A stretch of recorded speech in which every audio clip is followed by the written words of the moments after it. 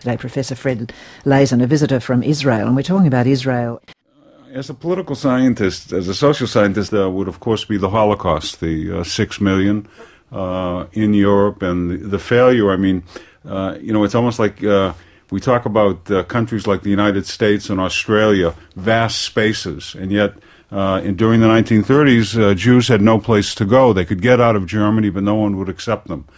So that sort of brought home the lesson of the need for a Jewish homeland. But, although it has to be said, a lot of people listening to this will think, now wait a minute, a lot of Jews came to Australia, particularly after the war, but certainly also before the war they came here. Okay, but the numbers, this one can look up, but during the 1930s, I mean, you could get out of the Third Reich, you could get out of Hitler's Germany almost until June of 1941, Barbarossa, when they invaded the Soviet Union.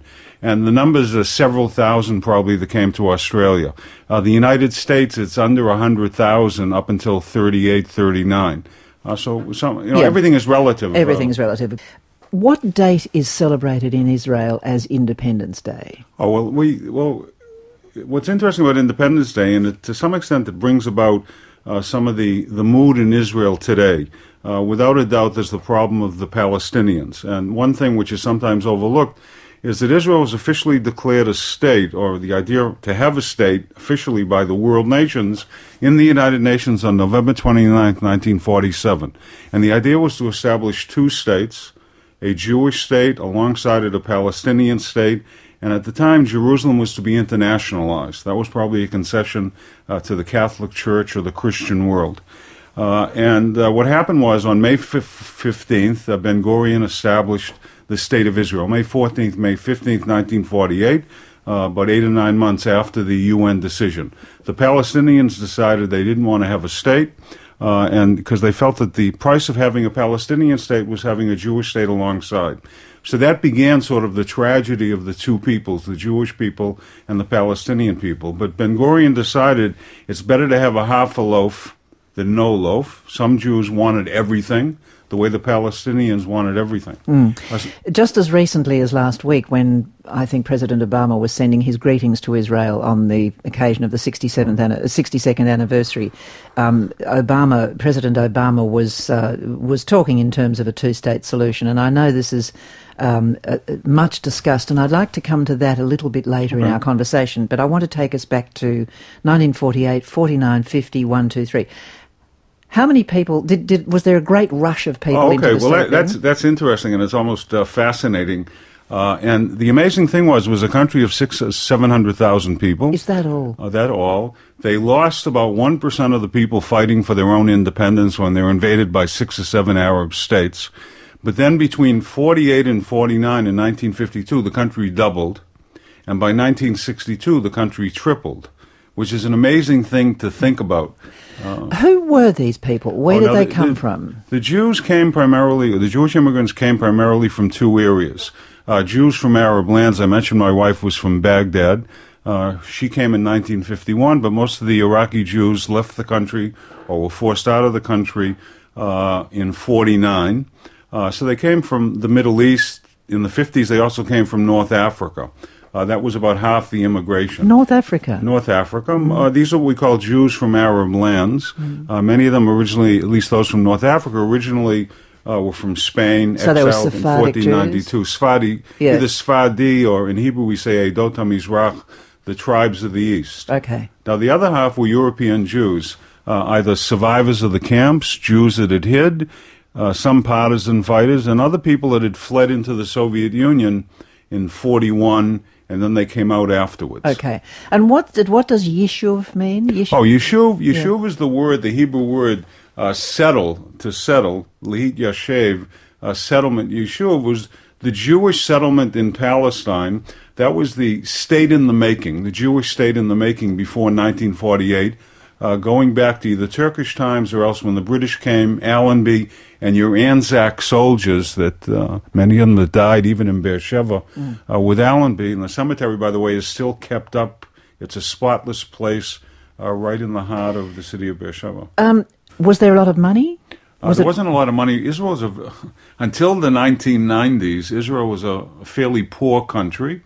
There was always aid raised by Jews around the world, and in the early years that helped a little bit, but it was a difficult period. They had a period of what they called Sena, where there was rationing during the early 1950s. My father-in-law would tell this story when he came in 51, where he'd go around for hours and hours looking to buy three eggs for his children.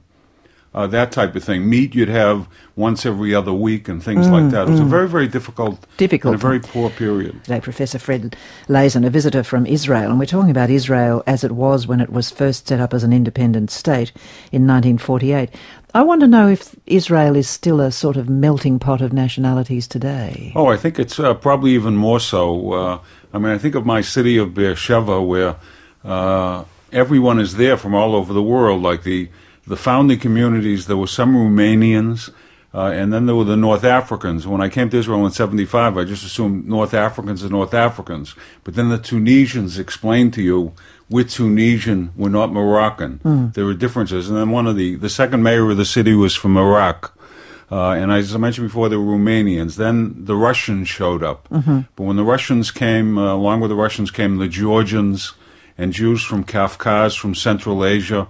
Then there were the Anglo-Saxons, the Americans, the Australians, the English people. What's the makeup of the population? I mean, I presume it's overwhelmingly Jewish. Yeah, the population is about, depending upon what numbers you look at, it's minimally about 82% Jewish, probably about 15 to 16, 17% what we call Arab, which would be overwhelmingly Islamic.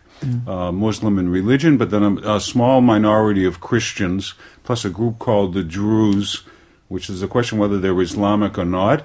And then there were about 1 or 2 or even 3% of people who came from the Soviet Union who were not considered Jewish according to Jewish law, so they're other.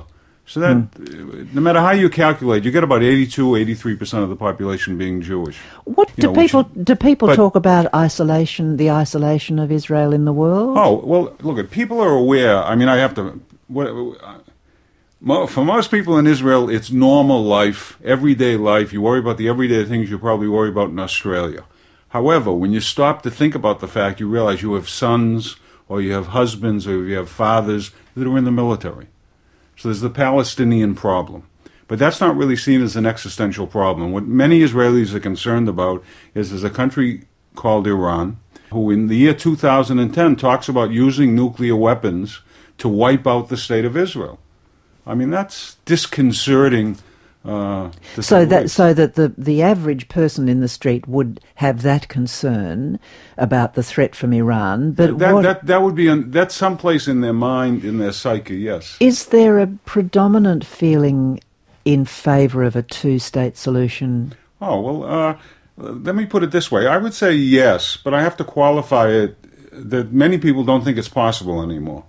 Many Israelis don't think? Excuse me? Many Israelis don't think? Many Israelis have doubts about it in the sense that last time we had an election in Israel, we voted what we'd call right-wing, which at that time rejected a two-state solution. Yet when people were surveyed after that, most Israelis said they'd be willing to make compromises to enable bring about a two-state solution. The problem is, and this is what's hurt the what we call the left in Israel, people that are very much in favor of a two-state solution. In the year 2000, Ehud Barak, the prime minister, got together with President Bill Clinton, Camp David in the United States. Barak basically offered Arafat all of Gaza, most of the West Bank, with territory inside of Israel in exchange for the 2 settlement blocks, and he even put Jerusalem on the table. I say to people, my shock was the sun came up the next day after an Israeli prime minister offered some compromise on Jerusalem. And Arafat's response was the Second Intifada. No. Can you give us an idea of where the direction you think Israel will take in the next 5, 10, 15 years? Well, one of the problems, as a political scientist, as a social scientist, I don't predict. There are too many unknowns. I mean, there are too many things like with Iran. I mean, on a positive side, to be optimistic, if there could ever be a breakthrough with the Palestinians, that would just be better for Israel. Israel would become even more of a normal nation. If Iran is contained, if there's more stability in the region, all these things would lead to a better society. Well, Israel shares with America and many other countries in the world a concern about Iran, I think. That's right? And are you optimistic with the current administration in the White House? Yeah, well, I think that one thing which is maybe a misnomer, from an American point of view, or at least my understanding of the United States has many interests in the Middle East, not just Israel. And I think this whole issue of Iran and who's afraid of the Iranian bomb, often one country is not mentioned, and that's Saudi Arabia, because of the Shia-Sunni split in Islam. I think the Saudis, the Egyptians, they're petrified. They're petrified of a nuclear Iran.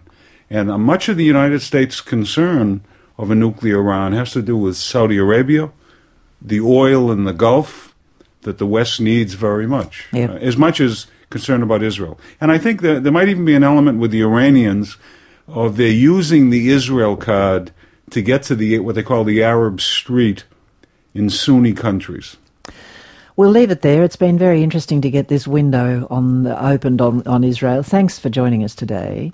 Your final piece of music is the Ode to Joy from Beethoven's Ninth. Why? Okay, I have to admit, and this is being a Jew and Germany and the 6 million. Once at Hillel, at the University of Chicago, I went to see a movie done by an amateur filmmaker about Einsatzgruppen, and these groups that went in and just shot hundreds of thousands of Jews.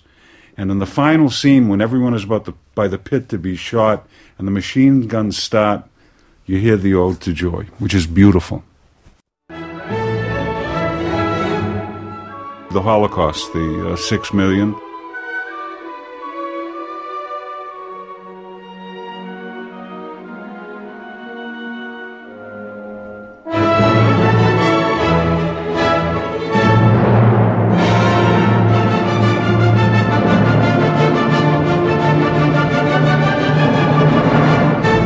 The Holocaust, the 6 million.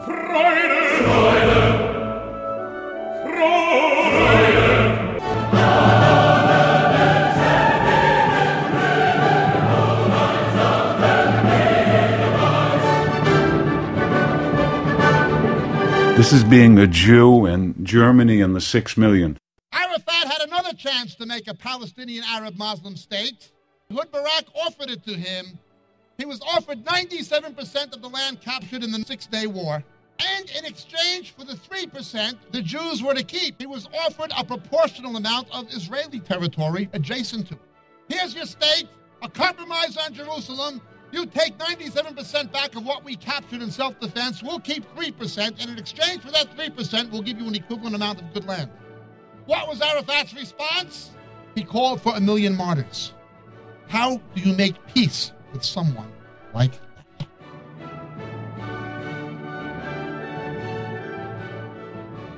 In 1968, Yasser Arafat said Palestine is Jordan. In 1970, King Hussein of Jordan said Jordan is Palestine.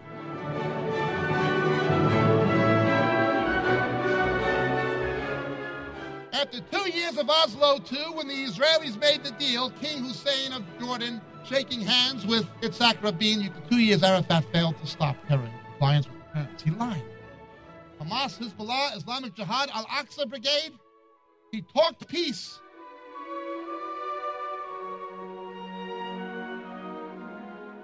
When King Abdullah of Jordan, the grandfather of King Hussein, tried to make peace with the Jews, you can still see the bullet holes in the pillar in the Al-Aqsa Mosque. King Hussein saw his grandfather shot King Abdullah by the Mufti's men, who were put in power by Yasser Arafat's family. Bang, dead. Bashar Gemayel, another Arab who tried to make peace with the Jews. Bang, dead. Anwar Sadat, he was only half Arab and half Nubian, tried to make peace with the Jews. Bang, dead.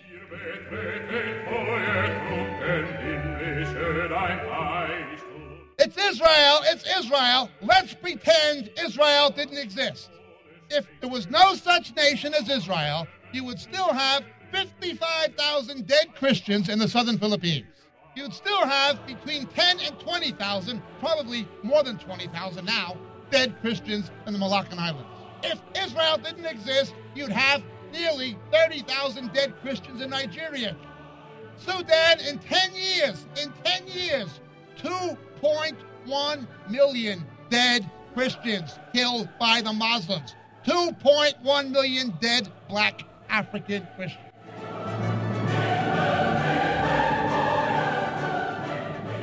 Why no UN resolutions? Why no condemnations of Saudi Arabia for funding the Islamic regimes in Africa? Is it because they're black? Is it because they're Christian? Or is it because they don't have any oil? In fact, it's all three.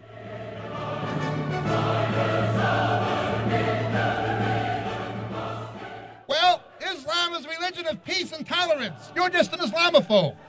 Well, what about the 55,000 dead Christians in the Philippines? Oh, that's nothing to do with Islam. You're an Islamophobe.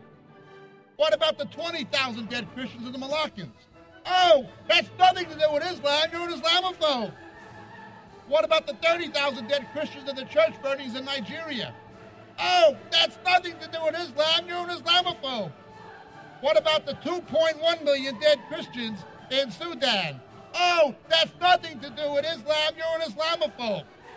Well, what about the Balkans? Oh, that's nothing to do with Islam. You're an Islamophobe. Well, who bombed India's parliament? Oh, that's nothing to do with Islam. You're an Islamophobe. Well, what about the Bradford riots in England? Oh, that's nothing to do with Islam. You're an Islamophobe. What about Lockerbie in Scotland? Oh, that's nothing to do with Islam. You're an Islamophobe. What about the apartheid government in Malaysia? Islamic apartheid. Oh, that's nothing to do with Islam. You're an Islamophobe. What about the Bali bombing? Oh, that's nothing to do with Islam. You're an Islamophobe. What about the theater in Moscow? Oh, that's nothing to do with Islam. You're an Islamophobe. What about thousands of barbarians rioting in the streets of London, demanding the murder of a British citizen for writing a book, Salman Rushdie? Oh, that's nothing to do with Islam. You're an Islamophobe. What about the Kenya bombings? Oh, that's nothing to do with Islam. You're an Islamophobe. What about the Kashmir? Oh, that's nothing to do with Islam. You're an Islamophobe. What about the Washington sniper? Oh, that's nothing to do about Islam. You're an Islamophobe. What about the Jakarta bombings? Oh, that's nothing to do with Islam. You're an Islamophobe. Who's doing it, the Quakers? If Israel did not exist, you would have the same problem. If Israel did not exist, you would have the same problem. Holocaust. The same problem. Holocaust. The same problem.